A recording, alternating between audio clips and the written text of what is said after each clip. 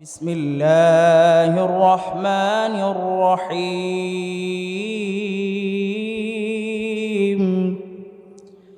كتاب أنزلناه إليك لتخرج الناس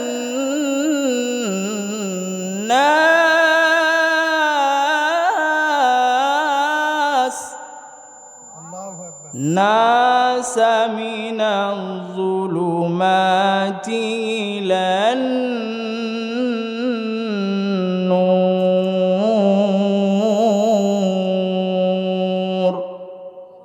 আল্লাহ তাআলা এই আয়াতের মধ্যে বলেন, ওগো রাসূল, এটি এমন কিতাব যা আপনার উপর নাজিল করা হয়েছে অন্ধকারের পথের মানুষগুলোকে আলোর পথ দেখায়। সুবহানাল্লাহ বলেন।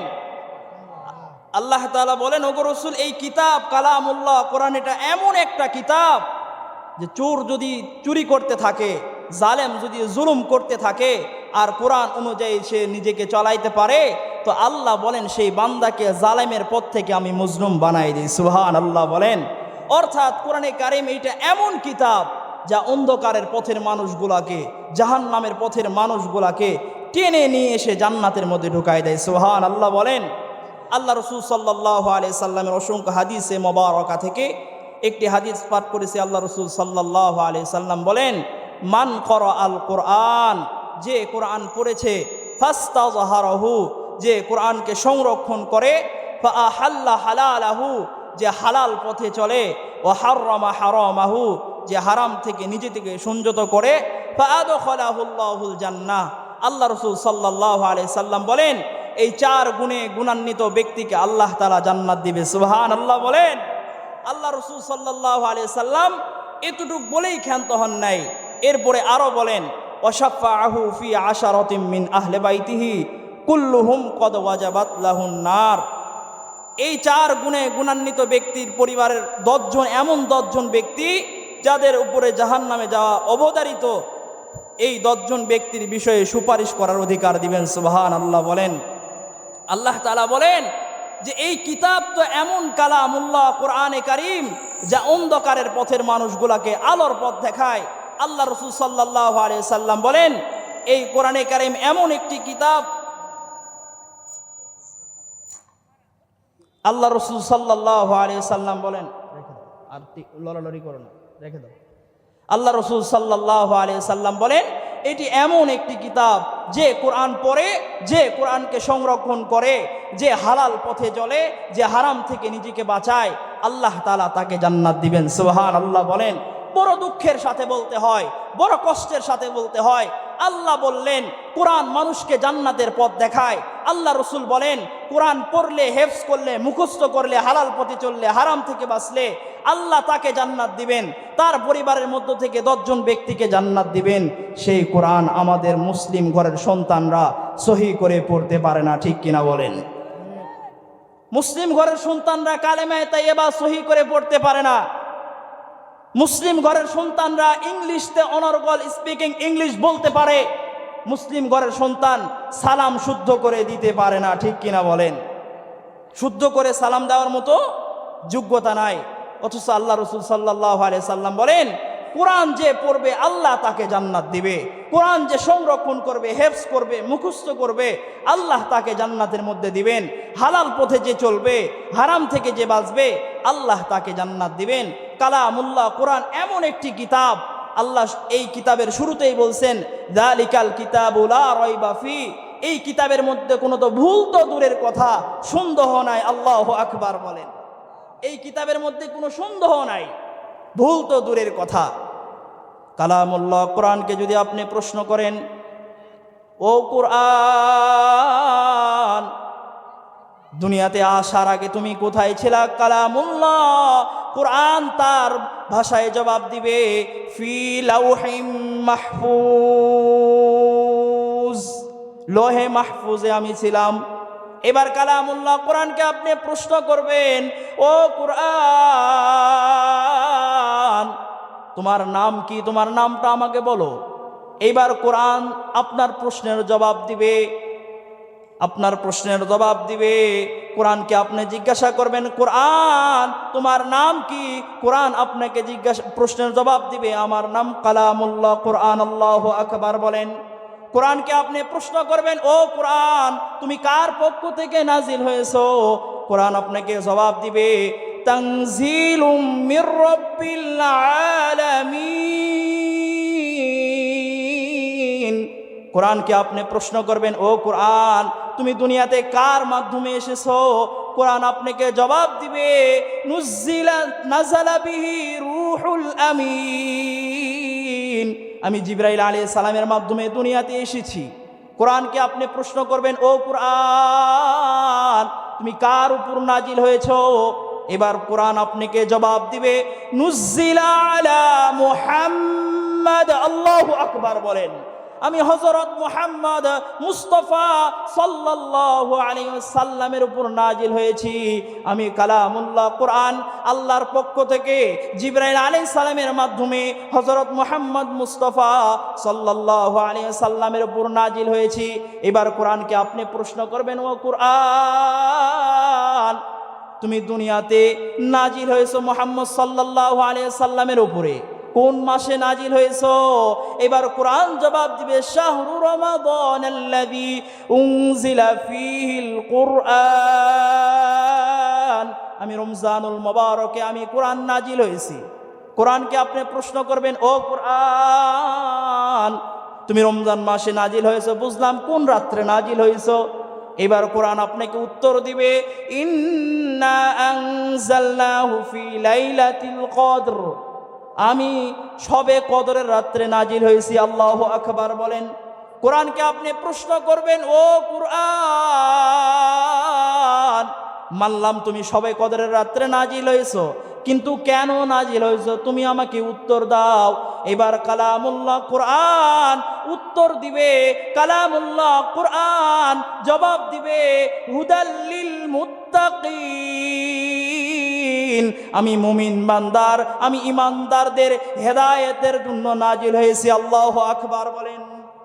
আমার ব্যক্তিগত একটা অর্থ আমি এটা বলতে চাই যে কালামুল্লাহ কোরআনকে আপনি প্রশ্ন করবেন, ও কালামুল্লাহ কোরআন তুমি দুনিয়াতে কেন নাজিল হয়েছো? কোরআন জবাব দিবে, আমি পারবো আইলে এই মানুষদের বন্ধু বানানোর জন্য নাজিল হয়েছে। আল্লাহু আকবার বলেন। বড় দুঃখের সাথে বলতে হয় যে এই কোরআন মানুষের হেদায়েতের জন্য আল্লাহ সৃষ্টি করেছেন, নাজিল করেছেন। এই কোরআন মানুষকে জান্নাতের মধ্যে নিয়ে যাওয়ার জন্য আল্লাহ তাআলা নাজিল করেছেন। কিন্তু মুসলিম ঘরের সন্তান, মুসলিম মার পেট থেকে জন্মগ্রহণ করা সন্তান, এই সন্তান মার গর্ভ থেকে জন্মগ্রহণ করেছে, মুসলিম তার মুসলমান নাম, কিন্তু কালেমায়ে তাইয়্যিবা পড়তে গেলে প্যান্ট ভিজে যায়, ঠিক কিনা বলেন? কালেমা তাইয়্যিবা সহি করে পড়তে পারে না। এই দুঃখ কার কাছে রাখবেন? ৫,০০০ টাকা দিয়ে সন্তানকে ইংলিশ শিখাবার জন্য মাস্টার রেখে দিছি, ৫০০ টাকা দিয়ে আমার সন্তানকে ধর্মীয় শিক্ষা কালামুল্লাহ কোরআন শিক্ষা দেওয়ার জন্য একটা হুজুর রাখতে পারি না, ঠিক কিনা বলেন?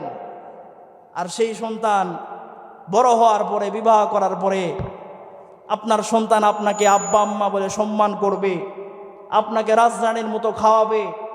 এইটা কি আদৌ আপনি বিশ্বাস করেন?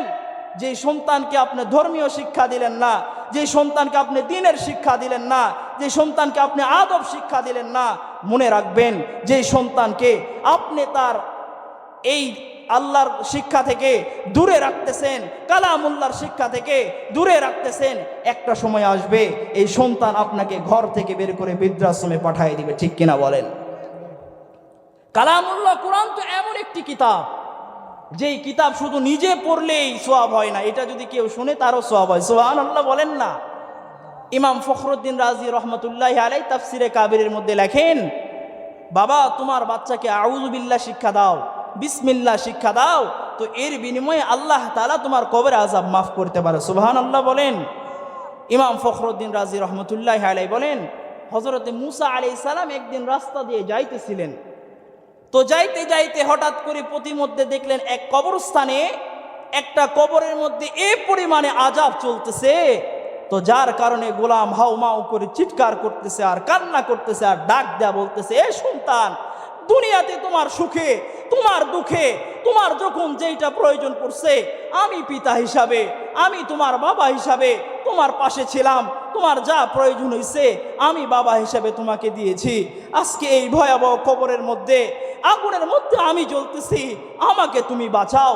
স্ত্রীকে ডেকে ডেকে বলতেছে, আমাকে এই আগুন থেকে তোমরা বাঁচাও, আমার তোমরা উপকার করো, আমাকে তোমরা সহযোগিতা করো। বারবার চিৎকার করে কান্না করতেছে আর বলতেছে, আর সহযোগিতা চাইতেছে। পয়গম্বর মুসা কালিমুল্লাহ দূর থেকে দেখতেছেন আর ভাবতেছেন, হায় এই বান্দাকে আল্লাহ তাআলা না জানি কি কারণে এই আযাবের মধ্যে গ্রেফতার করেছেন, কি কারণে আল্লাহ তাআলা এত কঠিন শাস্তি দিতেছেন। মুসা আলাইহিস সালাম দেখতেছেন আর ভাবতেছেন। হঠাৎ করে মুসা আলাইহিস সালাম এক পর্যায়ে তিনি তিনার কাজের মধ্যে চলে গেলেন। দীর্ঘ সময় কাজ শেষ করে আবার যখন ওই রাস্তা দিয়ে আসতেছিলেন, তো হঠাৎ করে দেখেন কিছুক্ষণ আগে যেই কবরের মধ্যে আগুন জ্বলতেছিল, তো এখন নজর করে দেখে সেই কবরের মধ্যে আর আগুন নাই। সুবহানাল্লাহ বলেন না। এমন সন্তান দে মাওলা, এমন সন্তান দে, এমন সন্তান দে মাওলা, এমন সন্তান দে কামাই খাওয়ার আশা নাই, আমি মরে গেলে দোয়া করবে যে। এবার মুসা আলাইহিস সালাম নজর করে দেখলেন যে গোলামের কবরের মধ্যে আর কোনো আগুন নাই। মুসা আলাইহিস সালাম অবাক হয়ে গেলেন, হায় হায়, কিছুক্ষণ আগেই দেখলাম গোলামের কবরের মধ্যে আগুন জ্বলার কারণে চিৎকার করে কান্না করতেছিল, বলতেছিল আমাকে তোমরা বাঁচাও, কিন্তু কবরের মধ্যে কোনো সহযোগিতা করার কোনো মাধ্যম নাই, কবরের মধ্যে কোনো ঘুষ দেওয়ার মাধ্যম নাই, কবরের মধ্যে পানি ঢালার মতো কোনো সুযোগ নাই। এবার মুসা আলাইহিস সালাম আল্লাহর দিকে মুতাওয়াজ্জিহ হলেন, ডাক দিয়া বললেন, আল্লাহ,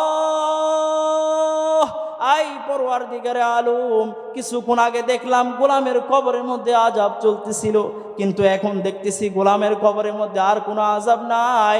কেমনে এই গোলামের কবরে আযাব বন্ধ হয়ে গেল? এইবার মুসা আলাইহিস সালাম আল্লাহকে বলার পরে জিবরাইল আলাইহিস সালাম দুনিয়াতে আসলেন। মুসা আলাইহিস সালামকে ডেকে ডেকে বললেন, গোলামের কবরের আযাব আল্লাহ কেন মাফ করে দিয়েছেন? এই গোলামের কবরের আগুন কেন বন্ধ হয়ে গেল? এই কবরওয়ালাকে আপনি জিজ্ঞাসা করেন। আল্লাহ তাআলা এই কবরওয়ালার জবানকে খুলে দিয়েছেন। আল্লাহু আকবার বলেন।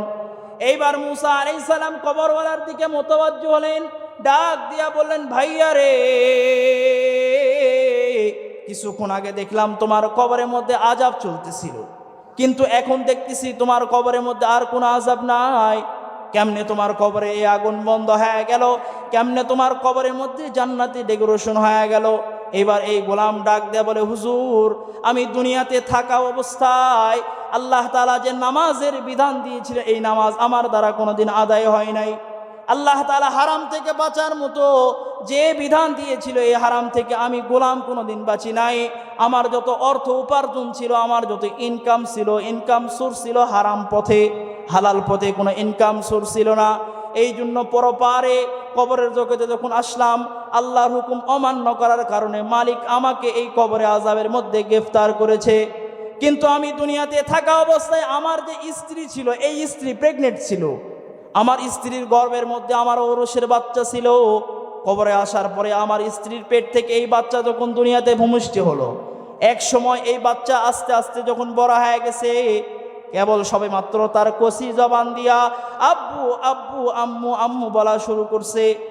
আমার স্ত্রী এই ছোট্ট মাসুম বাচ্চাকে মুক্তবের মধ্যে ভর্তি করায় দিছে। মুক্তবের শিক্ষক সুন্দর করে ওযু করায়া, পবিত্রতা অবলম্বন করায়া, এইবার মুক্তবের শিক্ষক ডাক দেয়া বলে, এই সন্তান, আমি যা বলবো আমার এই মুখ থেকে শোনার পরে তুমি তাকরার স্বরূপ বলবা। এবার মুক্তবের শিক্ষক বলতেছে, আউযু বিল্লাহি মিনাশ শাইতানির রাজীম, বিসমিল্লাহির রহমানির রহিম। এই ছোট্ট মাসুম বাচ্চা তার কসি জবান দিয়া আউযু বিল্লাহ বিসমিল্লাহ আল্লাহ তাআলার প্রশংসা করেছেন। তাফসিরে কাবিরের লেখক ইমাম ফখরুদ্দিন রাজি রহমতুল্লাহি আলাইহি বলেন, আল্লাহ তো আহকামুল হাকিমিন, আল্লাহ তো নাই বিচারক, আল্লাহ তো রহমান, আল্লাহ তো গফফার, আল্লাহ তো আসমান থেকে দেখতেছেন।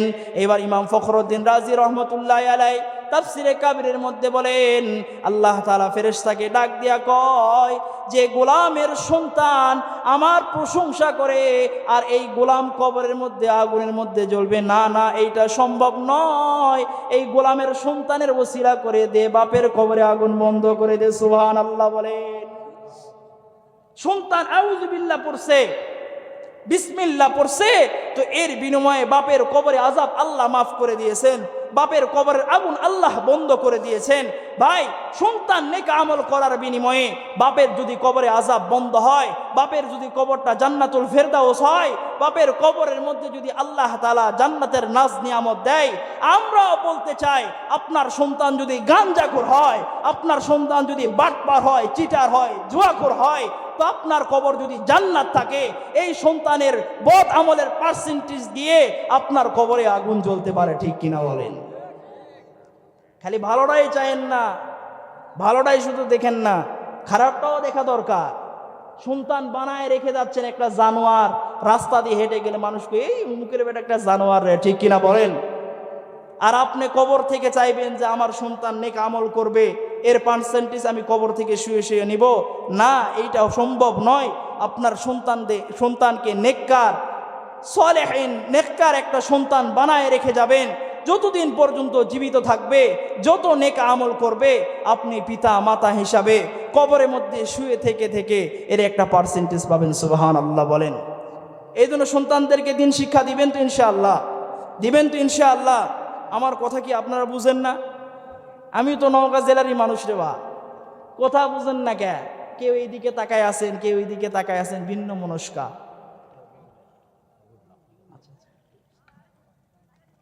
তো এই জন্য সন্তানদেরকে দিনের শিক্ষায় শিক্ষিত করা দরকার। যদি সন্তানকে দিনের শিক্ষায় শিক্ষিত করেন, সন্তানকে যদি দিনের শিক্ষায় আপনি শিক্ষা দিতে পারেন, তো কবরে শুয়ে থেকেও শান্তি পাবেন। তো এই সন্তানের ওসিলা করে আল্লাহ তাআলা আপনাকে জান্নাতও দিতে পারে। সুবহানাল্লাহ বলেন। আর এই সন্তান এটা গাছে ধরে না, এই সন্তান ভালো সন্তান চাইলেই আপনি পাবেন না। ভালো সন্তান পাওয়ার জন্য ভালো একটা মা দরকার, ঠিক কিনা বলেন? আপনাদের এলাকায় ইটভাটা আছে না ভাই? এই ইটভাটায় গিয়ে দেখবেন যেই কাঠ দিয়ে যেই ফার্মা দিয়ে ইটগুলা বানায়, তো এই ফার্মা যদি সোজা হয়, তো এই ফার্মা থেকে যত হাজার লক্ষ কোটি ইট বের করুক সবগুলা সোজাই হবে, ঠিক কিনা বলেন? আর যদি এই ফার্মা যদি একটু বাঁকা হয়, টেরা হয়, কোথাও ফুটা হয়, তো এই ফার্মার মধ্যে সোনা আর রূপাও যদি গলে ঢেলে দেন, এই জায়গা থেকে সোজা কোনোদিন ইট বের হবে ভাই? বলেন, কথায় বলেন। এখান থেকে সোজা ইট বের হবে না। আপনার স্ত্রীকে বেপর্দা হিসাবে পেট পিট বের করে রাস্তায় ঘুরাইতেছেন, টিকটক করতেছেন, ফেসবুকের মধ্যে আপনার স্ত্রীর নগ্ন ন্যাংটা চেহারা প্রকাশ করতেছেন, আর এই পেট থেকে রাবিয়া বসরি চাবেন, এই পেট থেকে ওমর বিন খাত্তাব চাইবেন, এই পেট থেকে আহমদ শফি চাইবেন, এই পেট থেকে আপনাদের মসজিদের ইমাম গোলাম রব্বানী ভাইয়ের মতো আলেমকে চাইবেন। নো, এই পেট থেকে কোনো সময় হক্কানি আলেম, কোনো সময় মুখলিস সন্তান বাইর হইতে পারে না। এই পেট থেকে তসলিমা নাসরিনের মতো বেশ্যা মহিলা বের হবে, ঠিক কিনা বলেন? এই পেট থেকে বেশ্যা মহিলা বের হবে। আপনার স্ত্রীকে নগ্নতা করে ঘুরাইতেছেন, আর পেট থেকে চাইবেন যুগের আশরাফ আলী থানভী রহমতুল্লাহ আলাইহি, কোশ্চিন কালো আশরাফ আলী থানভী বের হবে না, এই পেট থেকে টাকলা মুরাদ বের হবে, ঠিক কিনা বলেন? এই পেট থেকে টাকলা মুরাদ বের হবে। আর যদি মা বানান রাবিয়া বসরি, মা বানান যদি রাবিয়া বসরি, আপনার স্ত্রী যদি রাবিয়া বসরি হয়, তো এই পেট থেকে বাইজিদ বুস্তামি বের হয়। আল্লাহু আকবার বলেন। এই পেট থেকে বাইজিদ বুস্তামি বের হবে। দিন যত গড়াচ্ছে, সময় যত যাচ্ছে, এই সমাজ নোংরা থেকে নোংরা হয়ে যাচ্ছে, ঠিক কিনা বলেন? এই সমাজ আরো নষ্ট হয়ে যাচ্ছে। আজকের যে দিন যাচ্ছে সেইটা ভালো, আগামী যে দিনটা আসতেছে এর চাইতে আরো বিকট খারাপ, ঠিক কিনা বলেন? আগের জামানায় আমরা দেখছি, আমার ছোটকালেই আমি দেখছি, আমার বাপসা যারা বসে থাকলে আমার জোরে কথা বলার মতো সাহস হতো না। মুরব্বী যারা আছেন তারা বলতে পারবেন, মুখ থেকে শুনছি, দেখি নাই আমরা। গ্রামের মন্ডল মাতব্বর রাস্তার পার্শ্বে যদি বসে থাকে, মহিলা তো দূরের কথা, কোনো পুরুষই নাকি সামনে দিয়ে যাইতো না, ঠিক কিনা বলেন? আর এখনকার কি অবস্থা? বাপের সামনে 5 বছরের 7 বছরের 10 বছরের বাচ্চাগুলা বিড়ি টানে, ঠিক কিনা বলেন ভাই? আপনাদের এলাকায় মনে টানে না? 5 বছর 7 বছরের বাচ্চা বাপের সামনে দাঁড়ায় থাকে, প্রস্রাব করে, ঠিক কিনা বলেন? আপনার সন্তান সুসন্তান হওয়ার জন্য একটা নেককার মা দরকার। আর আজকে আমাদের এই মা বোনদের পেট নষ্ট হয়ে যাওয়ার কারণে এই পেট থেকে যুগশ্রেষ্ঠ ওলামায়ে একরাম আর বের হচ্ছে, এই পেট থেকে যুগশ্রেষ্ঠ বুজুর্গ আর বের হয় না, এই পেট থেকে মসজিদের ইমাম আর বের হয় না, এই পেট থেকে জগৎ বিখ্যাত আলেম আর বের হইতেছে না, এই পেট থেকে আশরাফ আলী থানভী রহমতুল্লাহ আলাইহি বের হচ্ছে না, এই পেট থেকে রাবেয়া বসরি আর বের হচ্ছে না, এই পেট থেকে নাস্তিক মুরতাদ বড়দিন বের হচ্ছে, ঠিক কিনা বলেন? এই সমাজে যত বড় শিক্ষিত আসতেছে তত বড় জানোয়ার আসতেছে, ঠিক কিনা বলেন? আমরা স্পষ্ট ভাষায় বলতে চাই, এফসিএস, এফআরসিএস, এমএবিএস যত ডিগ্রি আছে সমস্ত ডিগ্রি অর্জন করে এসে নওগাঁ সদরের মধ্যে সুন্দর একটা হাসপাতালে চেম্বার দিয়ে বসে আছে পারবোয়ালিয়া থেকে একটা খেটে খাওয়া কৃষক মানুষ তার আদরের কন্যা প্রেগনেন্ট অবস্থায় ডাক্তারের কাছে নিয়ে গেছে। এফসিএস করা ডাক্তার হিসাব কষাইছে, পরীক্ষা নিরীক্ষার পর দেখছে নর্মাল ডেলিভারি হলে 5,000 টাকা। কয় হাজার বলেন? চিল্লায় বলেন কয় হাজার? নর্মাল ডেলিভারি হইলে 5,000, আর এই মহিলার যদি পেট আমি কাটি টাকা পাবো 30,000। কয় হাজার ভাই? এখন এই এফসিএস, এফআরসিএস এই লোকটা আমার এই সুতি মার পেট কেটে তাকে যুগের মতো একটা প্রতিবন্ধী বানায় দেয়, ঠিক কিনা বলেন? আপনারাই তো এইটা জবাব দেন, আপনারাই তো এইটা সাক্ষী দেন যে একটা মার যখন পেট কাটা হয়, সিজার করা হয়, আগের মতো আর সুস্থ থাকতে পারে না। এই জন্য আমরা বলতে চাই, এফসিএস করা ডিগ্রি প্রাপ্ত ডাক্তার হইছে, এমএবিএস করা ডাক্তার হইছে, বড় শিক্ষিত হইছে, জানোয়ার হইছে, মানুষ হইতে পারে নাই, ঠিক কিনা বলেন? বড় এমপি হইছে, মন্ত্রী হইছে, ম্যাজিস্ট্রেট হইছে, টাকা পাচারকারী হইছে, জানোয়ার হইছে, মানুষ হইতে পারে নাই, ঠিক কিনা বলেন? সরকার থেকে বাজেটকৃত টাকা আসতো ব্রিজ বানানোর জন্য, 500 টন ব্রিজ দিয়ে সুন্দর 500 টন রড দিয়ে সুন্দর একটা ব্রিজ নির্মাণ করবে। বড় শিক্ষিত একজন ইঞ্জিনিয়ার হইছে, বড় ডিগ্রিধারী একজন ইঞ্জিনিয়ার হইছে, 500 টনের মধ্যে 200 টন রড মেরে দিয়ে এই একটা অকেজে একটা ব্রিজ বানায়া কিছুদিনের মধ্যে সেই ব্রিজ দুর্ঘটনায় সাধারণ জনগণ মরে। আমরা ওই ইঞ্জিনিয়ারকে শিক্ষিত বলবো, জানোয়ার বলবো, মানুষ বলতে পারি না, ঠিক কিনা বলেন? মানুষ বলতে আমরা পারি না, আমরা মানুষ তাকে বলতে পারি না, কারণ যে অপর মানুষের ভালো চায় না সে কখনো মানুষ হতে পারে না, ঠিক কিনা বলেন? যে নিজের ভাইয়ের ভালো দেখতে পারে না সে কখনো মানুষ হতে পারে না, ঠিক কিনা বলেন? এই জন্য ভালো মানুষ হওয়ার জন্য দরকার কি জানেন? আল্লাহ তাআলা বলেন আর রহমান আল্লামাল কুরআন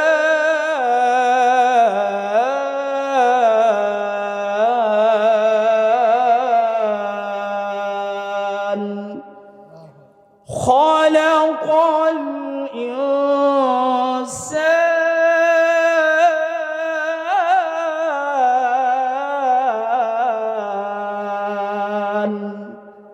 আর রহমান আল্লামাল কুরআন।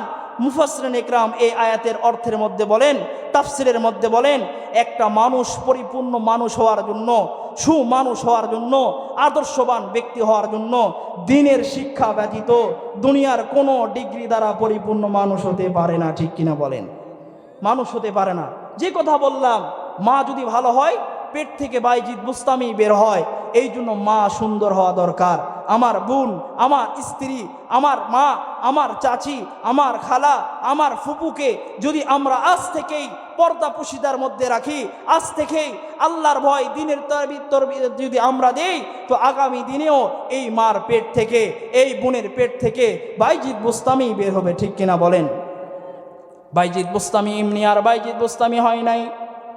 বাইজিদ বুস্তামি হওয়ার জন্য একজন বাইজিদ বুস্তামির মতো, রাবেয়া বসরির মতো মা দরকার পড়েছে। বাইজিদ বুস্তামি রহমতুল্লাহ আলাইহি জন্মের পূর্বেই বাবাকে হারাইছেন, মার কাছে আমানত দিয়ে গেছেন, স্বামী ওসিয়ত করে গেছেন, স্ত্রী গো আমি আমার বাইজিদকে, আমার সন্তানকে আলেম বানায় রেখে যেতে পারলাম না, আমার এই সন্তানকে তুমি একটা হক্কানি আলেম বানায়ো, হাফেজ বানায়ো। এইবার বাইজিদ বুস্তামি রহমতুল্লাহ আলাইহি যখন 7 বছর বয়স, এই বাইজিদের হাতের মধ্যে মা হাতটা ধরছে, ডাক দিয়া কয়, সন্তান রে, তোর বাবার একটা আমানত তুই, তোর বাবা আমাকে বলে গিয়েছে যেন তোকে আমি আলেম বানাই, হাফেজ বানাই, চল বাবা চল, তোকে মাদ্রাসায় নিয়ে যাই। এইবার বাইজিদ বুস্তামি রহমতুল্লাহ আলাই তার মা বাইজিদকে নিয়ে মাদ্রাসার মধ্যে গেছে। মাদ্রাসার শিক্ষককে ডাক দেয়া বলে, হুজুর, আমার স্বামীর মনের তামান্না আশা ওসিয়ত করে গেছেন যে আমার এই সন্তান এই বাইজিদ যেন বড় হক্কানি আলেমে দ্বীনে রব্বানি হয়, আমার এই সন্তান যেন একজন হাফেজে কোরআন হয়, আমার এই সন্তান যেন যুগশ্রেষ্ঠ বুজুর্গ হয়। এবার বাইজিদ বুস্তামি রহমতুল্লাহ আলাইহির উস্তাদকে ডাক দেয়া কয়, আপনার কাছে আমার আদেশ থাকলো, এই সন্তান যতদিন পর্যন্ত আলেম না হবে, হাফেজ না হবে, এই বাইজিদকে আপনি ছুটি দিবেন না। এইবার বাইজিদ বুস্তামি রহমতুল্লাহ আলাইহি মা ডাক দেয়া কয়, বাইজিদ রে, যতদিন বাবা তুই হাফেজ না হবি, মার কথা যেন মনে করিস না, মার কথা যেন মনের মধ্যে উঠাস না। এবার বাইজিদ বুস্তামি রহমতুল্লাহ আলাইহি মা রেখে চলে গেলেন। দীর্ঘ সময় পার হয়ে গেছে, কয়েক বছর পার হয়ে গেছে। ছোট মানুষ তো একটা সময় অন্তরের মধ্যে মার ভালোবাসার কথা মনে পড়েছে। মা তো এমন একটা মহাব্বতের মানুষ, মা তো এমন একটা চাঁদ মুখ, যার মুখটা না দেখা পর্যন্ত অন্তরে শান্তি হয় না, ঠিক কিনা বলেন? এই জায়গার মধ্যে যারা মা হারাইছেন, এই জায়গার মধ্যে যারা নিজের মাকে নিজের হাত দ্বারা কবরের মধ্যে নামাইছেন, তারা এখন পুরা দুনিয়াতে যদি তন্ন তন্ন করে খুঁজেন, মার মতো কিন্তু দ্বিতীয় একটা মা পাবেন না। যার মা হারাইছে তার মতো এতিম আর অসহায় কেউ নাই। যে মা হারাইছে তার মতো এতিম কিন্তু এই দুনিয়াতে আর কেউ নাই। আপনি খাইছেন কিনা খান নাই, আপনি কি করতেছেন, সুখে আছেন না দুঃখে আছেন, দুনিয়ার মানুষ বন্ধু বান্ধব একবার জিজ্ঞাসা করবে, কিন্তু মা আপনার মুখ থেকে না শোনা পর্যন্ত কিন্তু শান্তি পায় না, ঠিক কিনা বলেন? এইবার বাইজিদ বুস্তামি রহমতুল্লাহ আলাইহি মার কথা অন্তরের মধ্যে জাগ না পাইছে, উস্তাদকে ডাক দিয়ে বলে, উস্তাদ গো, আমাকে একটু ছুটি দেন উস্তাদ, আমি আমার মার সাথে সাক্ষাৎ করে আবার মাদ্রাসায় চলে আসব। এইবার উস্তাদ তো ডাইরেক্ট বলতে পারে না, কারণ মার কাছে ওয়াদাবদ্ধ যে বাইজিদ যতদিন আলেম না হবে, হাফেজ না হবে, ততদিন পর্যন্ত বাইজিদের ছুটি নাই। এইবার বাইজিদ বুস্তামি রহমতুল্লাহ আলাইহির উস্তাদ কৌশলে বলে দিলেন, এ বাইজিদ, তুমি হাফেজে কোরআন হইতেছো, কালামুল্লাহ কোরআন 30 পারা। কয় পারা বলেন? জোরে বলেন, কয় পারা? কালামুল্লাহ কোরআন 30 পারা। এই 30 পারা কোরআনে কারিম তুমি যদি 20 পারা মুখস্থ করে শুনাইতে পারো, তাইলে তোমাকে তোমার মার সাথে সাক্ষাতের জন্য ছুটি দিব। উস্তাদ কৌশলে বাইজিদকে আটকানোর একটা ধান্দা করছে যে 20 পারা মুখস্থ করে তো আর 2 মাসের মধ্যে 20 পারা তো মুখস্থ করা যায় না। 20 পারা মুখস্থ করতে গেলে কমপক্ষে 2 থেকে 3 বছরের প্রয়োজন। তো এইবার বাইজিদ বুস্তামি রহমতুল্লাহ আলাইহি উস্তাদের থেকে আদেশ পেয়ে ওযু করে কোরআন নিয়ে বসে পড়ছে। আল্লাহু আকবার বলেন। এবার বাইজিদ বুস্তামি রহমতুল্লাহ আলাইহি কালামুল্লাহ কোরআনকে আল্লাহর দরবারে পেশ করে আল্লাহকে ডাক দেয়া কয়, আল্লাহ, আমি তো দুনিয়ার কোনো মানুষের সাথে সাক্ষাতের জন্য যাইতেছি না। আয় আল্লাহ, দুনিয়ার কোনো মানুষের সাথে আমি মহাব্বত করতে চাই না। আল্লাহ, আয় আল্লাহ, আমার জনম দুঃখিনী মা, আয় আল্লাহ, এই দুনিয়াতে আমার মা ছাড়া আপনার কেউ নাই। আল্লাহ, আয় মাবুদ, আমি তো আমার মায়ের সাথে সাক্ষাতের জন্য যাব, কিন্তু এই কোরআন যদি আপনি তো এই দুনিয়াতে শুধু এই কোরআনের কপি দেন নাই, আপনি তো লৌহে মাহফুজের মধ্যে এই কোরআনকে সেভ করে রাখছেন। আয় আল্লাহ, আপনি যদি এই লৌহে মাহফুজে কোরআনকে সেভ করে রাখেন, আয় আল্লাহ, সেই জায়গা থেকে ট্রান্সফার করে তো আমার কলবের মধ্যে আপনি দিতে পারেন। এইভাবে বাইজিদ বুস্তামি রহমতুল্লাহ আলাইহি আল্লাহর কাছে দোয়া করতেছিলেন, আল্লাহর কাছে চাইতেছিলেন আর বলতেছিলেন, আল্লাহ, আয় আল্লাহ, এই কালামুল্লাহ কোরআনকে হেফজ করার মতো শক্তি আমাকে দেন। পড়া শুরু করলেন। একটা সময় দেখা গেল অল্প সময়ের মধ্যে বাইজিদ বুস্তামি রহমতুল্লাহ আলাইহি 20 পারা মুখস্থ করলেন। আল্লাহু আকবার বলেন। এইবার বাইজিদ বুস্তামি রহমতুল্লাহ আলাইহি উস্তাদকে শুনাইলেন। উস্তাদ যেই জায়গা থেকে ধরে বাইজিদ উত্তর দেয়। এইবার কোরআনে কারিম শিক্ষা করা হয়ে গেল, 20 পারা মুখস্থ হয়ে গেছে। উস্তাদ এখন বাধ্য হয়ে ছুটি দিয়েছে, যাও মায়ের সাথে সাক্ষাৎ কর। এইবার আগের জামানায় তো এত গাড়ি ছিল না, পায়দল সফর, হাঁটতে হাঁটতে হাঁটতে হাঁটতে মাথার উপরের সূর্য অস্ত চলে গেছে। মার দরজার সামনে দাঁড়াইছে, চতুর্দিকে অন্ধকার নেমে গেছে। তো এইবার বাইজির ডাক দেয়া কয়, মা মা আমি বাইজির দরজাটা একটু খোলো মা, তোমার চাঁদ মুখটা দেখতে চাই।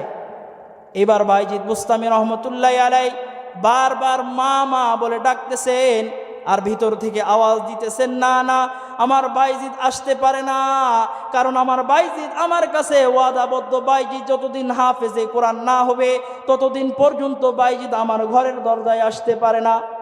এইবার বাইজিদ বুস্তামি রহমতুল্লাহ আলাই বারবার মাকে ডাকলে মা দরজা খুলে সাক্ষাৎ দিতে রাজি হয় না। এক পর্যায়ে বাইজিদ তার মন খারাপ করে, বাইজিদ মন বেজার করে মাদ্রাসার দিকে রওনা করে চলে আসলেন। এবার মাদ্রাসায় এসে উস্তাদের কাছে বললেন, উস্তাদ আমার মা গায়রে হাফেজ গায়রে আলেমের সাথে আমার মা সাক্ষাৎ দিতে রাজি নয়। উস্তাদ আপনার কাছে ওয়াদাবদ্ধ হলাম, যতদিন পর্যন্ত আলেম না হব, হাফেজ না হব, মার সাথে আমি সাক্ষাৎ দিব না। এরপরে বাইজিদ বুস্তামি রহমতুল্লাহ আলাই পড়া শুরু করলেন, আলেম হয়ে গেলেন, হাফেজ হয়ে গেলেন, এলেমালা হয়ে গেলেন, যুগশ্রেষ্ঠ বুজুর্গ হলেন। এরপরে উস্তাদ ডেকে বললেন, বাবা তুমি এক সময় আলেম ছিল না, এখন আলেম হইছো, এক সময় হাফেজ ছিল না, এখন হাফেজ হইছো, তুমি হাফেজে কুরআন, তুমি একজন আলেমে রব্বানি, তুমি একজন যুগশ্রেষ্ঠ বুজুর্গ। এরপরে এই উস্তাদ ডাক দেয়া করলেন, আগামীকাল তোমার মাথার মধ্যে পাগড়ি পেঁচায় দেওয়া হবে। বিভিন্ন নসিহত করে উস্তাদ তার নিজের কামরার মধ্যে চলে গেলেন। এইবার স্বপ্নের মধ্যে রওজায়ে আতহার থেকে সরকারে দো আলম হযরত মুহাম্মদ মুস্তাফা সাল্লাল্লাহু আলাইহি ওয়াসাল্লাম এবার বাইজিদের উস্তাদের কাছে আসতেন। ডেকে ডেকে কয়, বাইজিদের উস্তাদ রে, তুমি এলেমের কারণে বাইজিদের মাথায় আগামীকাল একটা পাগড়ি পাচাইবা, কিন্তু আমি তোমাকে বললাম যে এই বর্তমান জামানার মধ্যে, এই সময়ের মধ্যে সবচাইতে মারেফতের এলেম বাইজিদ হাসিল করেছে, এই জন্য মারেফতের একটা পাগড়ি বাইজিদের মাথায় পেঁচায় দিবে। আল্লাহু আকবার বলেন। এরপরে বাইজিদ বুস্তামি রহমতুল্লাহ আলাই পরের দিন মাথার মধ্যে পাগড়ি পেঁচায় দেওয়া হলো। উস্তাদ বললেন, যাও নিজের এলাকায় গিয়ে ইসলামের খেদমত করো। এইবার বাইজিদ নিজের এলাকায় আসলেন, এসে দেখলেন যেই মা সজাগ ছিল, যেই মা শক্তিশালী ছিল, সেই মা অসুস্থ হয়ে বিছানাগত হয়েছে। এইবার মার কাছে গেলে সন্তানকে মা আদর করলেন, সন্তান মাকে আদর করলেন। এবার বাইজিদের মা ডাক দেয়া কয়, আব্বা তোমার কাছে আমার একটা ওসিয়ত, তুমি আমাকে এক বদনা পবিত্র পানি দাও। এরপরে বাইজিদ বুস্তামি পানি দিলেন, ওযু করলেন, শুকরিয়ার 2 রাকাত নামাজ আদায় করলেন। নামাজ আদায় করা শেষ। এরপরে বাইজিদ বুস্তামি রহমতুল্লাহ আম্মা আল্লাহর দরবারে 2 হাত খানা উঠাইছেন, ডাক দেয়া বলতেছেন, আল্লাহ আমার স্বামীর আমানতকে আমি পূরণ করেছি, আয় আল্লাহ আমাকে এই দুনিয়াতে থাকার মতো আর কোনো প্রয়োজন নাই। আয় আল্লাহ আমি যদি দুনিয়াতে থাকি, আমার এই বাইজিদ ইসলামের খেদমত করতে পারবে না, ইসলামের প্রচার প্রসার করতে পারবে না। আয় আল্লাহ আপনি আমার স্বামীর কাছে আমাকে নিয়ে যান। বাইজিদ বুস্তামি রহমতুল্লাহ আলাই বলেন যে বাইজিদের আম্মা দোয়া শেষ করছেন, কালেমা তাইয়্যিবা পড়তে পড়তে দুনিয়া থেকে বিদায় হয়েছেন। আল্লাহু আকবার বলেন। এত যুগশ্রেষ্ঠ বড় বুজুর্গ আলেম, এমনি আর পেট থেকে এত যুগশ্রেষ্ঠ বুজুর্গ আলেম বের হয় নাই। মা ছিল তেমন আল্লাহ ভীরু, মা ছিল তেমন আল্লাহওয়ালা, মা ছিলেন তেমন আল্লাহওয়ালা, আল্লাহকে ভয় করতেন। পেট থেকে বাইজিদ বুস্তামি রহমতুল্লাহ আলাইকে বের করছেন। আর আমার মার, আমার বোনের পেট নষ্ট হয়ে গেছে, এই জন্য এই পেট থেকে সুসন্তান আর বের হয় না, এই পেট থেকে কুসন্তান বের হয়। ঠিক কিনা বলেন? এই পেট থেকে কুসন্তান বের হয়, সুসন্তান আর বের হওয়ার মতো কোনো সুযোগ নাই, কারণ গুড়াউনই তো নষ্ট হয়ে গেছে। গুড়াউন যদি নষ্ট হয়, এই জায়গা থেকে ভালো পণ্যের আশা করা যায়? এই জায়গা থেকে তো ভালো পণ্যের আশা করা যায় না। আমার দেশের মধ্যে ওই মাকে রত্নগর্ভা মা বলা হয়। আমার দেশের ওই মাকে সুনামধন্য মা হিসেবে পুরস্কৃত করা হয়, যে মায়ের সন্তান নগ্নতা প্রকাশ করে রাতারাতি ভাইরাল হয়ে পুরা দেশের মানুষের ফেসবুকের মধ্যে চলে যায়, তার মাকে রত্নগর্ভা মা বলা হয়। ঠিক কিনা বলেন? আমার দেশে ওই মাকে রত্নগর্ভা মা বলা হয়, যার সন্তান তামাম ওয়ার্ল্ডে ফুটবল খেলে বেড়ায়, তার মাকে রত্নগর্ভা মা বলা হয়। আমার দেশে ওই মাকে রত্নগর্ভা মা বলা হয়, যার সন্তান সুদের মধ্যে টাকা লাগায়া কোটি কোটি টাকার মালিক হয়, তার মাকে রত্নগর্ভা মা বলা হয়। কিন্তু আমার দেশের মধ্যে ওই সন্তানের মাকে রত্নগর্ভা মা বলা হয় না, যেই দেশের মধ্যে আল্লাহ তাআলা কালামুল্লাহ কোরআনকে নাজিল করেছেন, যেই দেশের মানুষের ভাষা আরবি, যেই দেশের মানুষের চলা আরবিতে, যেই দেশটাই আরবি দেশ, যেই দেশটাই আরব দেশ, যেই দেশটাই মক্কা, যেই দেশের মধ্যে মদিনা আছে, সেই দেশের মধ্যে বাংলাদেশের সন্তান সালেহ আহমদ তাকরিম, নাজমুস সাকিব পুরা বিশ্বের 100টা রাষ্ট্রকে পিছনে ফেলে নাম্বার 1 চ্যাম্পিয়ন হয়, তার মাকে রত্নগর্ভা মা বলা হয় না, ঠিক কিনা বলেন? তার মাকে রত্নগর্ভা মা বলা হয় না। আমার দেশের ওই সন্তানের মাকে রত্নগর্ভা মা বলা হয়।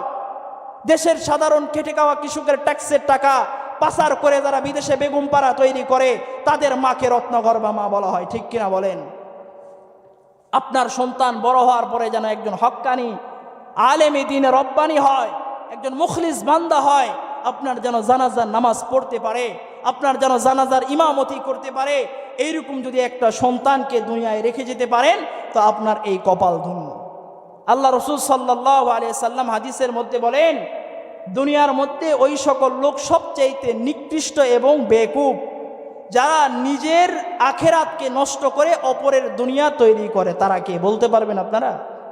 আমরা যারা বাবা আছি, পিতা আছি, তারা হারাম নাই, হালাল নাই, সুদ নাই, ঘুষ নাই, জোরে সপ্টে সব কিছু কামাই রোজগার করে যেই সন্তানের জন্য সুন্দর বাড়ি, যেই সন্তানের জন্য ব্যাংকে টাকা, যেই সন্তানের জন্য জমি ক্রয় করে রেখে চলে যাচ্ছি, নিজের নামাজ নাই, বন্দেগী নাই। আল্লাহ রাসূল সাল্লাল্লাহু আলাইহি সাল্লাম বলেন, ওই সকল পিতা, ওই সকল ব্যক্তি সবচেয়ে বড় বেকুব। একটা সময় আসবে এইরকম, একটা সময় এইরকম আসবে যেই সন্তানের জন্য সকাল থেকে সন্ধ্যা পর্যন্ত হাড়ভাঙা পরিশ্রম করে খেটে তার আগামী দিন উজ্জ্বল করার জন্য আপনি যে এই পরিশ্রম করে গেছেন, মালিকে ইলাহির দরবারে, মালিকে ইলাহির দরবারে হাসরের ময়দানে আপনি যখন আদালতে কিবরিয়া আল্লাহর সামনে দাঁড়াইবেন, আপনার সন্তানকে আল্লাহ জিজ্ঞাসা করবে, তুমি নামাজ পড়ো নাই কেন? তুমি হজ করো নাই কেন? তুমি জাকাত দাও নাই কেন? তুমি আল্লাহর হুকুম মানো নাই কেন? মা বাবার খেদমত করো নাই কেন? ওই সন্তান বলবে, আল্লাহ আমার দুনিয়াতে আমার নেতা, আমার অভিভাবক ছিলেন আমার মা, আমার বাবা, তারা আমাকে চালাইতেন, তাদের অধীনে আমি ছিলাম। আল্লাহ আমার বাবা আমাকে কোনোদিন নামাজ পড়ার তাগিদ দেয় নাই, আমার মা আমাকে কোনোদিন হারাম থেকে বাঁচার তাগিদ দেয় নাই, আমার মা আমাকে কোনোদিন নামাজ পড়ার কথা বলে নাই। এইবার আল্লাহ বলবে, দে একে জাহান্নামে দে। তো ওই সন্তান বলবে, আল্লাহ যেই বাবা আর যেই মা আমাকে লালিত পালিত করছে, যাদের অধীনে আমি দুনিয়াতে ছিলাম, তারা আমাকে তাগিদ দেন নাই, আমি আজকে জাহান্নামে একা যাব না, আমার পায়ের নিচে তাদেরকে শোয়ায় দেন, তাদের বুকের উপর পাড়া দিয়ে আমি জাহান্নামে যাব। নাউজুবিল্লাহ বলেন। এত কষ্ট করে সন্তানকে মানুষ করলেন, লাভ কি হলো? এত কষ্ট করে সন্তানকে মানুষ করার পরে কোনো আর ফায়দা হলো? এই যে আজকে এত সুন্দর যুব সমাজ এত সুন্দর একটা আয়োজন করছে, তাদেরও একটা উদ্দেশ্য আছে, তাদেরও একটা উদ্দেশ্য আছে। উদ্দেশ্য কি? ওলামা একরাম সুন্দর কথা বলবে, সেই কথা অনুযায়ী জনতা মানুষরা আমল করবে, আমল করে তাদের পরিবারকে ঠিক করবে। তাদেরও একটা উদ্দেশ্য আছে। এই মাহফিলের কারণে এই পুরা এলাকা পরিবর্তন হতে পারে, এই মাহফিলের কারণে এই এলাকার মানুষ ভালো হইতে পারে, এটাও তাদের উদ্দেশ্য। এত সুন্দর টাকা পয়সা খরচ করে তারা আয়োজন করছে, কিন্তু বড় দুঃখের সাথে বলতে হয়, আসতে লাগে দেখলাম মাহফিলে যে কয়জন মানুষ বসে আছে, এর চাইতে মানুষ ছিল ওই দোকানপাটের দিকে, ঠিক কিনা বলেন? মানুষ তো ওই দিকে বেশি ছিল না। উদ্দেশ্যই আমাদের কিন্তু মাহফিল, এখানে মানুষ আসবে, দিন ধর্মের কথা শুনবে, কিন্তু সব মানুষগুলা দেখলাম ওই দিকে। ভাই, আল্লাহ তাআলা এই দুনিয়াতে আমাদেরকে পাঠাইছেন আল্লাহ তাআলার ইবাদত করার কারণে, আল্লাহ তাআলার হুকুম মানার কারণে। যদি আমরা আল্লাহর হুকুম মানি, কালামুল্লাহ কোরআন অনুযায়ী চলি, এই কোরআন অনুযায়ী যদি নিজেকে চালাইতে পারি, তো আল্লাহ রাসূল সাল্লাল্লাহু আলাইহি সাল্লাম বলেন যে এই বান্দাকে আল্লাহ তাআলা জান্নাত দিবেন। সুবহানাল্লাহ বলেন। সমাধান চাও যদি জীবনে মরণে, ফিরে যাও খুঁজে নাও চোখ রাখো কোরআনে। বলেন না ভাই, সমাধান চাও যদি জীবনে মরণে, ফিরে যাও খুঁজে নাও চোখ রাখো কোরআনে। এ তো চির অম্লান চির মুক্তির ডাক, এ যে মহাবাণী খুদারি কালামে পাক। এই দুনিয়ায় আর সেই দুনিয়া, এই দুনিয়ায় আর সেই দুনিয়া, শান্তি পাবে তুমি দু জাহানে। সমাধান সমাধান চাও যদি জীবনে মরণে, ফিরে যাও খুঁজে নাও চোখ রাখো কোরআনে। লিল্লাহে তাকবীর, লিল্লাহে তাকবীর। কোরআন সুন্নাহ যেখানে, কোরআন সুন্নাহ যেখানে, কোরআন সুন্নাহ যেখানে, লিল্লাহে তাকবীর। কোরআন শিক্ষা দিবেন তো ইনশাআল্লাহ? বাচ্চাদেরকে কোরআন শিখাবেন তো ইনশাআল্লাহ? আপনার বাচ্চার প্রথম রুস, আপনার বাচ্চার প্রথম শিক্ষা যদি কোরআনের শিক্ষা হয়, তো এই বাচ্চা বড় হওয়ার পরে নাস্তিক ফাস্তিক আর হবে না। পুরা বিশ্বের স্বাস্থ্য সংস্থা, স্বাস্থ্য কমপ্লেক্স থেকে একটা সিস্টেম চালু আছে আমাদের দেশে, প্রত্যেকটা দেশেই চালু আছে। এই যে বর্তমান দেখতেছেন হামের জার্মের টিকা দিচ্ছে না, বাচ্চাদের হাম রোগ হইতেছে। একটা বাচ্চা মার পেট থেকে জন্মগ্রহণ করার পরে এই বাচ্চাকে স্বাস্থ্য গবেষকরা 5 থেকে 6টা টিকা দেয়। আপনাদের এলাকার বাচ্চাদেরকে দেয় না ভাই? কেন দেয়? স্বাস্থ্য গবেষকরা এরা পরীক্ষা নিরীক্ষা করে দেখছে এই ছোট্ট বাচ্চা বড় হওয়ার পরে আগামী দিনে শৈশবকালে কৈশোরকালে তার দেহের মধ্যে হাম এবং জার্মের মতো ভাইরাসে আক্রান্ত হইতে পারে। এই জন্য আপনার এই ছোট্ট বাচ্চাকে আগ থেকেই সাবধানতামূলক, আগ থেকে এই বাচ্চার দেহের মধ্যে ইঞ্জেকশন পুশ করা হয়। তাহলে আপনার বাচ্চা আগামী দিনে ভাইরাস থেকে বাঁচানোর জন্য আপনার সন্তানের দেহের মধ্যে যদি আপনি টিকা পুশ করেন, আপনার সন্তান বড় হওয়ার পরে নাস্তিক আর মুরতাদ যেন না হয়, এই জন্য আপনার বাচ্চার প্রথম শিক্ষায় কোরআনের শিক্ষা দেওয়া দরকার। ঠিক কিনা বলেন? কোরআনের শিক্ষায় শিক্ষিত করা দরকার। প্রথম টিকায় আপনার কোরআনের টিকা দেন, তো এই সন্তান বড় হওয়ার পরে আপনাকে ঘর থেকে বের করে বৃদ্ধাশ্রমে রাখবে না। এখন তো সন্তান একটু টাকা পয়সা হলেই মা বাবাকে তো আর বাড়ির মধ্যে রাখতে চায় না। আমার এই নিজে 2 চোখে দেখা, আমার এই কানে শোনা, গ্রামের সন্তান শহরে এসে থাকে, টাকা হইছে তো বাপ গ্রাম থেকে আসতে খেটে খাওয়া কৃষক মানুষ, শহরের তো আর হালচাল বুঝে না, বন্ধু বান্ধব নিয়ে কথা বলতেছে। তো এমতো অবস্থায় বাপ রুম থেকে বের হইছে, তো এইবার বন্ধু বান্ধব জিজ্ঞাসা করে এটা কে? তো সন্তান বন্ধু বান্ধবের সামনে নিজের বাবার পরিচয়টা পর্যন্ত দিতে নিজেকে ইতস্তত বোধ করে, কারণ বাপ যে গ্রামের সাধারণ মানুষ। তো এইবার এই সন্তান বন্ধু বান্ধবদের বলে যে এটা আমার বাড়ির কামের চাকর। নাউজিবিল্লাহ বলেন। এইটা শুধু আমাদের এই এলাকায় না, পুরা দেশের মধ্যে এরকম হইতেছে ভাই, পুরা দেশের মধ্যে এরকম হইতেছে। কারণ কি? আপনার সন্তানকে আদর্শবান সন্তান বানানোর জন্য একমাত্র শিক্ষা কালামুল্লাহর শিক্ষা, একমাত্র শিক্ষা কোরআনের শিক্ষা, একমাত্র শিক্ষা আল্লাহর শিক্ষা।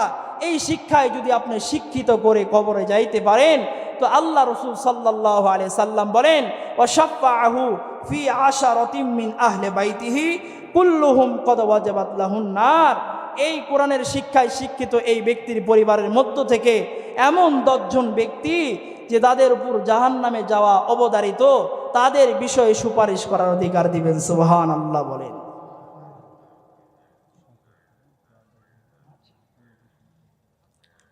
সেই শিক্ষা আমাদের দেওয়া দরকার, কিন্তু আমরা সেই শিক্ষা থেকে অনেক দূরে। প্রত্যেকটা জিনিসের একটা উদ্দেশ্য আছে, প্রত্যেকটা জিনিসের একটা মকসদ আছে। আপনাদের এই মাহফিল করারও একটা মকসদ আছে।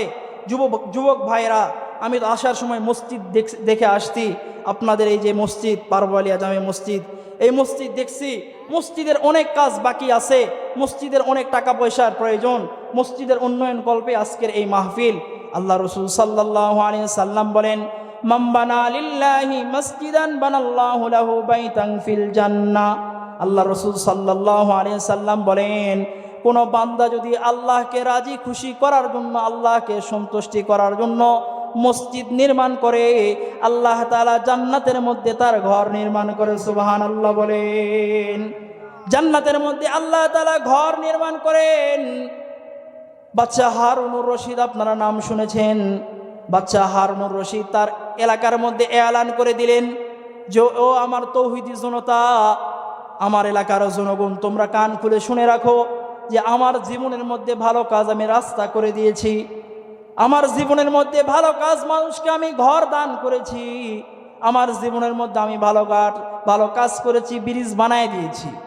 আমার জীবনের মধ্যে ভালো কাজ, আমি এলাকার উন্নয়ন করেছি। কিন্তু আমার এই মৃত্যুর পূর্বে একটা আমার জীবনের শেষ আশা, সেইটা হচ্ছে আমি একটা মসজিদ বানাইতে চাই, আল্লাহর ঘর বানাইতে চাই। কিন্তু এই আল্লাহর ঘর আমি বানাবো, এই আল্লাহর ঘরের মধ্যে কেউ দান করতে পারবেন না। আমার এই ঘরের মধ্যে, আল্লাহর এই ঘরের মধ্যে আমি শুধু একা দান করব, একা নিজের অর্থায়নে এই মসজিদটা বানাবো। আমরাও তো বাঙালি একটু চালাক।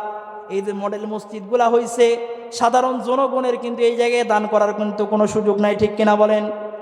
এই জায়গায় কিন্তু রাষ্ট্রের টাকা দিয়ে এই মসজিদগুলা বানাইতেছে। এইবার বাদশাহ হারুন রশিদ এলান করে দিলেন যে আমি মসজিদ বানাবো, এই মসজিদের মধ্যে সাধারণ জনগণের কোনো দান কবুল করা হবে না। মসজিদ নির্মাণ কাজ শুরু করলেন। মসজিদ এক পর্যায়ে কাজ শেষ হয়ে গেল। সুন্দর চমৎকার মসজিদ করলেন, মসজিদ উদ্বোধন করলেন। মসজিদের মধ্যে এলাকার জনগণরা নামাজ পড়া শুরু করলেন। আল্লাহু আকবার বলেন। দাও খুদা দাও আমায় আবার উমার দারাজ দিল, দাও খুদা দাও আমায় আবার উমার দারাজ দিল, দাও আলীর মতো বীর সেনানি জাগাতে নিখিল, দাও খুদা দাও আমায় আবার উমার দারাজ দিল, দাও খুদা দাও আমায় আবার উমার দারাজ দিল। মারহাবা বলেন। এরপরে বাদশাহ হারুনুর রশিদ এলান করে দিলেন নামাজ পড়েন। মুসল্লিরা নামাজ পড়া শুরু করলেন, নামাজ পড়তেছেন। একদিন স্বপ্নের মধ্যে বাদশাহ হারুনুর রশিদ দেখতেছেন ওলি বুজুর্গদের স্বপ্ন কিন্তু সত্য হয়, নবীদের সত্য কিন্তু সত্য হয়। বাদশাহ হারুনুর রশিদ একজন যেহেতু দেশের বাদশাহ, দেশের প্রেসিডেন্ট, কিন্তু বাদশাহ হারুনুর রশিদ আল্লাহর একজন পিয়ারা বান্দা। এবার বাদশাহ হারুনুর রশিদ এলান করে দিলেন তোমরা নামাজ পড়ো। নামাজ পড়তেছিলেন, একদিন ঘুমের মধ্যে, স্বপ্নের মধ্যে ফেরেশতা ডাকতেছেন, এই বাদশাহ হারুনুর রশিদ আসো আসো, মান বানা লিল্লাহি মাসজিদান বানাল্লাহু লাহু বাইতান ফিল জান্নাহ, আল্লাহ তাআলা তোমার জন্য জান্নাতের মধ্যে ঘর নির্মাণ করছে, তুমি দেখবা, আসো। এরপরে হাত ধরে টেনে নিয়ে জান্নাতের মধ্যে বাদশাহ হারুনুর রশিদকে এই ঘর দেখানো হইতেছিল। ঘর দেখতেছেন, মজা নিতেছেন, সুন্দর ঘর। এমন ঘর এই দুই চোখ দ্বারা বাদশাহ কোনোদিন দেখে নাই। এইবার বাদশাহ হারুনুর রশিদ সুন্দর করে তার ঘর পরিদর্শন করলেন। গেটের মধ্যে লেখা আছে, বাদশাহ হারুন, তোমাকে আল্লাহ তাআলা এই ঘরটা দান করেছেন আল্লাহর ঘর মসজিদ নির্মাণ করার কারণে। আল্লাহু আকবার বলেন। বাদশাহ হারুনুর রশিদ এইবার যখন ঘর থেকে বের হইতেছিলেন, এমতো অবস্থায় নজর করে দেখলেন যে এই ঘর থেকে বের হলেন, ঠিক এমতো অবস্থায় হবু ঘর পাশে আরেকটা দেখা যায়। এবার বাদশাহ হারুনুর রশিদ ভাবতেছে, নিশ্চয় আল্লাহ তাআলা তার ঘর বানানোর কারণে আমার উপর রাজি খুশি হয়ে দ্বিতীয় হয়তো আরেকটা ঘর আমাকে দিয়েছে। এইবার বাদশাহ হারুনুর রশিদ দৌড়ে দ্বিতীয় ঘরের দিকে যখন যাবেন, বাদশাহ হারুনুর রশিদ দেখতেছেন ঘরের দরজার সামনেই দারোয়ান দাঁড়ানো অবস্থায় আছে। ডাক দিয়ে বলতেছে, যান কোথায়, আপনি কোথায় যান, একটু দাঁড়ান, পরিচয় দেন আপনার। এবার বাদশাহ হারুনুর রশিদ বলে, আমি বাদশাহ হারুনুর রশিদ, দুনিয়াতে আল্লাহর ঘর নির্মাণ করার কারণে আল্লাহ তাআলা জান্নাতে আমাকে দুইটা ঘর দান করেছেন। এইবার বাদশাহ হারুনুর রশিদকে ফেরেশতা ডাক দিয়া কয়, এই যে দরজার সামনে, ওয়ালের সামনে লিমপ্লেট লাগানো আছে, আপনি দেখেন এই জায়গার মধ্যে কিন্তু আপনার নাম নাই। এই জায়গার মধ্যে আহমদ বিন মুসা নামক এক রাজমিস্ত্রির নাম কিন্তু লেখা আছে এই জায়গার মধ্যে। না, দ্বিতীয় মানুষের ঘরের মধ্যে আপনার প্রবেশ করার মতো কোনো সুযোগ নাই। এইবার বাদশাহ হারুনুর রশিদ দুনিয়ার মধ্যে আসলেন, ঘুম ভেঙে গেল। পরের দিন সকালবেলা এলান করে দিলেন, আমার এই মসজিদ নির্মাণ কাজে যারা কাজ করেছে তারা আমার সামনে আসো। এরপরে সমস্ত কাজ এই মিস্ত্রিদেরকে ডাকা হলো, লেবারদেরকে ডাকা হলো, বলা হলো আমার এই মসজিদের মধ্যে কে তোমরা দান করেছো, তোমাদের মধ্যে আহমদ বিন মুসা কে আছে, আমার সামনে তুমি চলে আসো। এরপরে মাথা নিচু করে বাদশার সামনে আহমদ বিন মুসা আসলেন, ডাক দিয়ে বললেন, বাদশা নামদার, আমার বেয়াদবি মাফ করবেন, আমি আপনার এই মসজিদের মধ্যে তেমন কিছু দান করতে পারি নাই। আমি একজন সাধারণ দিনমজুর রাজমিস্ত্রি, লেবারের কাজ করি। আমার বাড়ির মধ্যে কূপ খনন করছি, এই মাটির তলদেশ থেকে 3-4টা পাথর বের হয়েছে। এই পাথরগুলার রং ছিল আপনার মসজিদের পাথরের রঙের মতো। আপনার মসজিদের পাথর আর এই পাথরগুলা হবু হবু পাথর। তো এক পর্যায়ে বাদশা হারুনুর রশিদ ডাক দিয়ে বলেন, তো এই পাথরগুলা তুমি কি করলা? এবার এই লেবার ডাক দিয়ে বলে, আহমদ বিন মুসা বলেন, বাদশা নামদার, আমি রাতের অন্ধকারে এই পাথরগুলা নিয়ে এসে আপনার এই মসজিদের সামনে যেই পাথরগুলা আছে এর মধ্যে দিয়ে দিলাম, আর আল্লাহর কাছে ফরিয়াদ জানালাম, আল্লাহ, আয় পরওয়ারদিগারে আলম, আমার তো তেমন টাকা পয়সা নাই, অর্থ সম্পদ নাই, আয় আল্লাহ, এই মসজিদ বানানোর মতো ক্ষমতা আমার নাই, কিন্তু এই শেষ রাত্রে গোপন অবস্থায় আমি এই 3টা পাথর দ্বারা শরীক হইলাম। আয় আল্লাহ, পরপারে হাসরের ময়দানে এই মসজিদ বানানোর ফজিলত থেকে যেন আমাকে মাহরুম করিয়েন না। এরপরে বাদশা নামদার বাদশা হারুনুর রশিদ ডাক দেয়, বলে, ভাইয়া রে, আয় তুই আমার বুকের মধ্যে আয়। আল্লাহ তাআলা এই 3 পাথর দান করার বিনিময়ে এত রাজি আর খুশি হইছেন যে তোকে জান্নাতুল ফেরদাউসের মধ্যে ঘর দান করছেন। সুবহানাল্লাহ, বলেন সুবহানাল্লাহ।